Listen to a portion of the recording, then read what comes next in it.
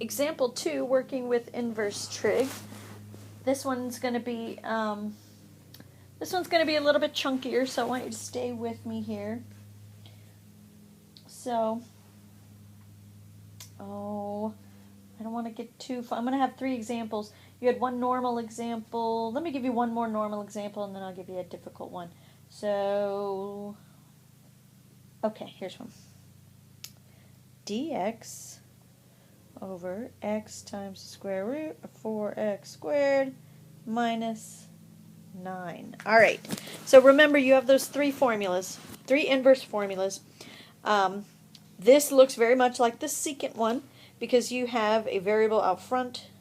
You have within your radical, you do have subtraction, and you do have the variable first and the number out here second. Okay, so right now it looks like it's going to fit that secant mold, but we have to do a bunch of cleanup here and some u substitution before we're ready to have the final answer. So, 2 issues over here. Number 1, we always want the number 1 in our formula, not a 9. And that's the first thing you're always going to do, is you are going to take care of making sure you have a 1 wherever you're supposed to have a 1 in the formula. That's the first thing you're going to do. So let's go ahead and do that. So you have to be careful because it is under a radical. So I need to get rid of that 9. I want that 9 to be a 1. So just like before, we're going to factor out a 9. Now notice it's still under the radical. See, the 9 is still under the radical. And what's left when you divide by 9 is 4x squared divided by 9 minus 1. So factoring something out just means dividing both things by whatever you took out. Okay, now we have some rules of radicals here. This is a little pre-algebra thing. But when you're multiplying 2 things under a radical, you can split those and give them each their own radical. In other words, I have square root of 9 times the square root of 4x squared over 9 minus 1. So mentally, that's what we're doing. And the reason you want to do that is the square root of 9 is a whole number. That's 3. So I can take that 3. In fact, I can take that 3 all the way out to the front because it will just be 3 times x on the bottom here. And that's a coefficient, so we're just going to take that 3 all the way out. Okay, so now all that's left under my radical is the 4x squared over 9 minus 1. Okay, hopefully I explained that well enough so that you knew what just happened. Again, square root of 9 is 3. It's under a fraction bar, so we put our little 1/3 all the way out there. Okay, I took care of the 1. Next thing I need to do is my u substitution. So, I know I want my variable squared.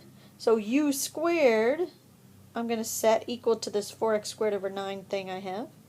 And now I need to take the square root of both to just get u. The square root of 4x squared is 2x. The square root of 9 is 3. So that's what u is equal to. And then we always do du. The derivative of 2x over 3 is just 2/3 dx. Now substituting back in when it's a secant one is kind of tricky. It takes a couple steps here, and I'm going to do it in a couple steps. When you're doing your own, you may not have to do it in 2 different steps, but I'm going to do that. Okay, first things first, here's what I know. I know that 4x squared over 9 is u squared. I chose that, so I have u squared minus 1. Now I need to take care of that x, so I need to know what x is in terms of u. And I need to know what dx is. You cannot just erase the x and put a u there. So you've got 3 little definitions here to use. I'm going to work with the dx on top. So here's dx. I need to get that by itself. So multiply both sides by that, or divide by 2/3, which really means flip it and multiply. Okay, and I get 3/2 du is equal to dx. Okay, so now I know that instead of dx on top of that fraction bar, I have 3/2 du. Okay, I've done that one. So I've substituted for that. Now I need to know what x is. Okay, well here's my x by itself. So I need to get rid of the 2/3, divide both sides by 2/3. That gives me 3/2 u is equal to x. So down here on the bottom, instead of x, I'm going to write 3/2 u. any coefficients you're going to pull out, but this time I'm really not even going to fool with that because I have 3 halves divided by 3 halves. They're just going to cancel. So I don't really even need to worry about that. They canceled, and that made my life easier. So now let's continue with the problem. So let's see, what do I have left? 1/3. I have du on top, and I have u square root of u squared minus 1 on the bottom. And now everything matches my formula perfectly, and I know exactly that this yields inverse secant of u. And the last thing you have to do is replace u with its definition. So I'm going to go up here, and u is equal to 2x over 3. So I have secant negative 1 of 2x over 3. And again, this was an indefinite integral, so we circle up like that.